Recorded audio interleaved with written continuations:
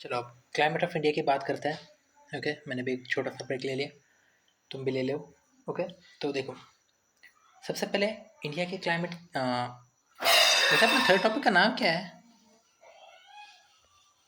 Good, fourth topic शुरू है। Okay, ध्यान चाहिए।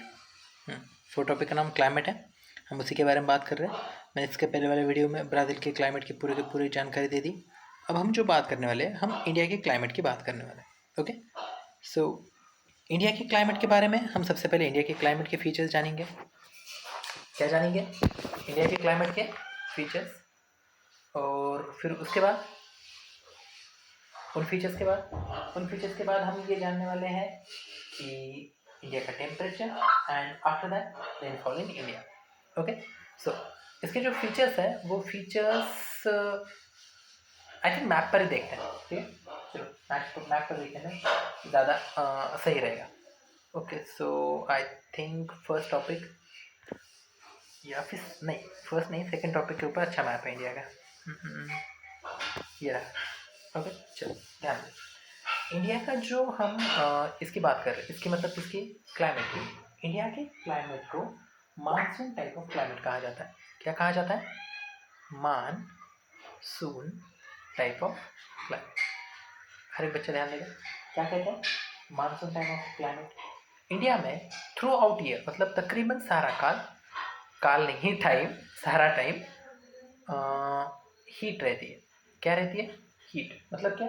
तकरीबन पूरा का पूरा साल इंडिया में गर्मी रहती है। ओके, मेट्रोलॉजिकल डिपार्टमेंट ने, सर ये मेट्रोलॉजिकल डिपार्टमेंट मतलब क्या? वो प्रयोग वेधशाला मराठी में, जो टेम्परेचर के बारे में हमें ये नहीं बताते कि आज बारिश होगी, कल नहीं होगी, परसों होगी, ऐसे। ओके, तो मेट्रोलॉजिकल इतना छोटे बच्चों के जैसा बताया, पर अब छोड़ो।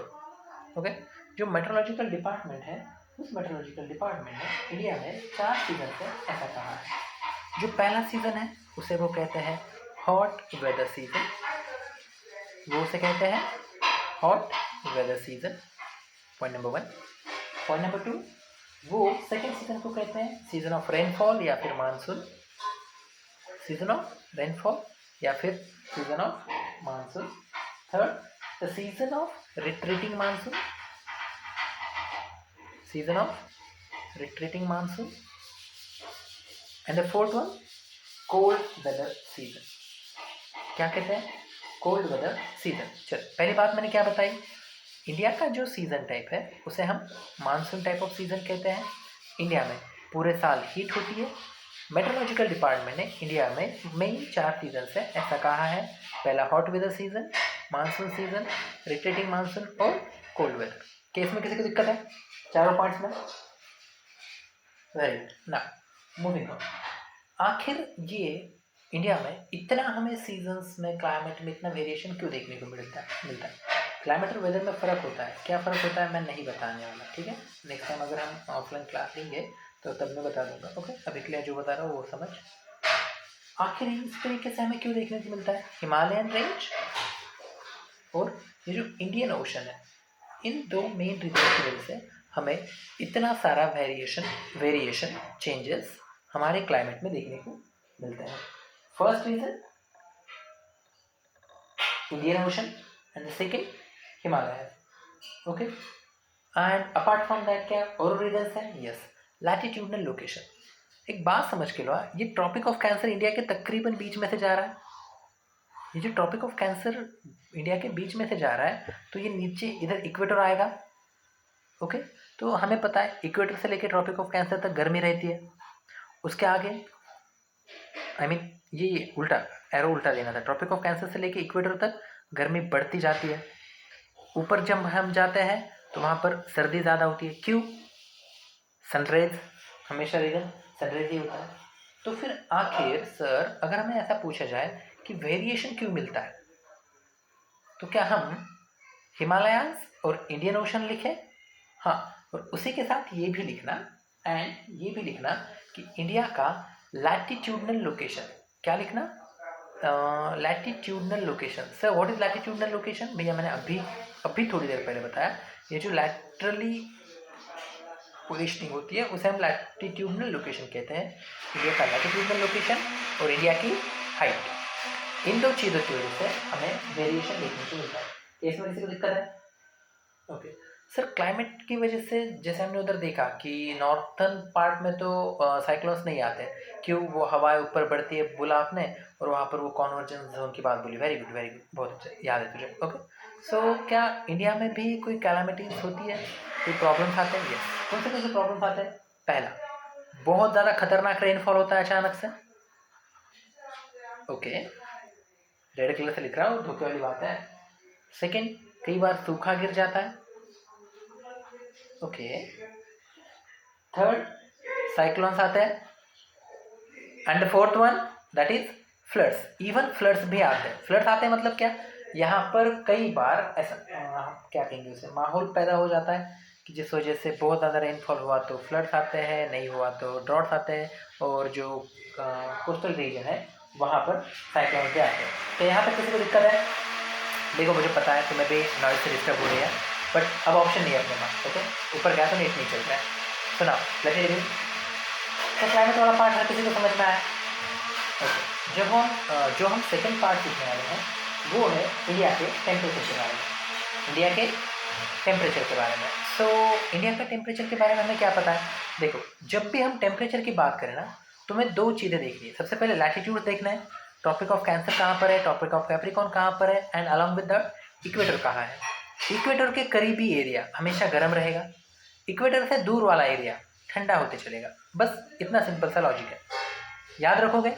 ओके। तो एक बात बोलो, अगर हम इंडिया के साउदर्न पार्ट की बात बोले, तो जैसे जैसे हम इंडिया में हम साउथ में जा रहे हैं, क्या हम इक्वेटर के करीब जा रहे हैं? यस, हम इक्वेटर के करीब जा रहे हैं। तो क्या तुम ये कहोगे, ये देखो 4 डिग्री लैटिट्यूड है, ये नीचे यहाँ पर इतने डिस्टेंस पे नीचे इक्वेटर होगा। जैसे जैसे हम नीचे जा रहे हैं, we are going towards equator. तो इक्वेटर की तरफ जा रहे हैं तो क्या गर्मी बढ़ेगी? बहुत अच्छे। तो यही बात समझ के लो कि साउदर्न पार्ट में बहुत ज़्यादा गर्मी होती है as compare to northern part. As compare to northern part. Case में किसी को दिक्कत है? पक्का नहीं? ये जो जम्मू एंड कश्मीर वाला एरिया है ना, यहाँ पर और यहाँ के कुछ माउंटेन्स में सर्दियों में -40 डिग्री सेल्सियस तक टेम्परेचर चले जाता है। Oh my God, really? Yes. Okay, southern part में गर्मी बढ़ते जाती है, नॉर्दर्न पार्ट में गर्मी कम होती जाती है। हिमालयाज एंड जम्मू एंड कश्मीर वाला माउंटेनस रीजन में हमें सर्दियों में -40 डिग्री तक का टेम्परेचर देखने को मिलता है। सर बस इतनी बात है, कसम से बस इतनी बात है। ओके सो अब हमें बात करनी है रेनफॉल इन इंडिया, और इसके लिए रेनफॉल की शायद अपनी बुक में ना एक डायग्राम दी है थर्ड टॉपिक में, I mean fourth. Okay so just let me check and here we go. Okay, India में जो बारिश होती है, इंडिया के बारिश का रीजन साउथ वेस्ट, ब्राज़ील का साउथ ईस्ट, नॉर्थ ईस्ट, क्या? Trade winds. क्या? Trade winds. भूल मत, पक्का नहीं भूलेगा? आ गया। तो सबसे पहले हम जो सीखने वाले हैं, साउथ वेस्ट मानसून विंड्स की वजह से होने वाली बारिश। कौन से? South west. देखो गर्मियों में क्या होता है, पंजाब, थार डेजर्ट, इस वाले रीजन हाँ, इन वाली जगहों में ना लो प्रेशर वाला कमी दाबासा पट्टा, ऐसा मराठी में कहते हैं, मुझे याद है। ओके, इससे यहाँ पर लो प्रेशर का रीजन बनता है। यहाँ पर लो प्रेशर वाला रीजन बनता है, समुद्र के ऊपर हाई प्रेशर वाला रीजन बनता है। सो हवाएं हाई टू लो बहना शुरू होती है। मतलब इंडियन ओशन से हवाएं कहाँ पर बहना शुरू होती है? पंजाब एंड थार डेजर्ट वाले रीजन में, और इसकी वजह से क्या होता है वहाँ पर? बारिश। ओके देखो, अब एक बात समझ के लो, यहाँ पर वेस्टर्न घाट है, क्या ये बात हर किसी को पता है? पक्का? अब देखो, यहाँ पर जब हवाएं चलती है, क्या चलती है? हवाएं चलती है वेस्टर्न घाट में और इवन ईस्टर्न घाट। यहाँ पर ईस्टर्न घाट और वेस्टर्न घाट इन चलती हुई हवाओं को रोकता है, मतलब ऑब्स्ट्रक्ट करता है, मतलब रुकाता है। देखो आतिफ बैठा, बिलाल को हवा नहीं लगी, यस, जस्ट इतना सिंपल। वेस्टर्न घाट है, ये वेस्टर्न बोल के ईस्टर्न को ये किया मैंने मार, वेस्टर्न घाट है और ईस्टर्न घाट है, इन दोनों की वजह से इंडियन ओशन से बहने वाली हवाओं को वो क्या करता है? ऑब्स्ट्रक्ट करता है, मतलब क्या करता है? रुकाता है।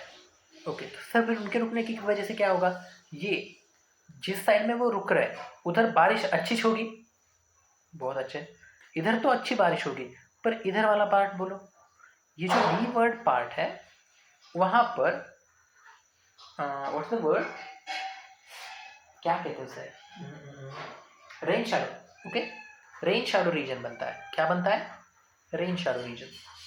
याद रखोगे, levered side of the eastern and western Ghat has rain shadow reason, have करो दो में, have rain shadow reason.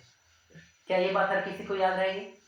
Okay okay, अब देखो, जब ये हवा बहती है, हमें पता है अरावली का पोजीशनिंग, इस वजह से ये पैरेलली यहाँ से चली जाती है, पंजाब वगैरह साइड में रुकती है क्या, इस वजह से गुजरात और राजस्थान इस वाले पार्ट में बारिश बहुत कम देखने को मिलती है।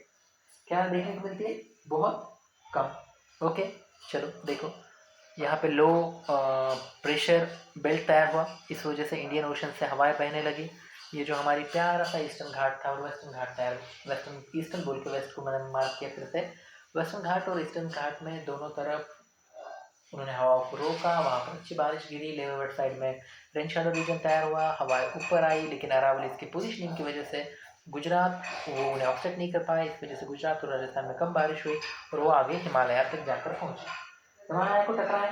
ओके, फिर रिटर्न करते हैं कहाँ पर, नॉर्थ ईस्ट डायरेक्शन में, इधर बहना शुरू कर देते हैं, कहाँ पर, इंडियन ओशन की तरफ। और ये जब वापस बहने लगता है, किससे टकराने के बाद, हिमालय को टकराने के बाद, तो वापस आते हुए भी ये इंडिया के कुछ पार्ट में बारिश कराते हैं, और वही तमिलनाडु वाले पार्ट में बारिश कराते हैं, लेकिन अपने बुक में दिया होगा तो ही याद रखो, नहीं दिया तो मत याद रखो।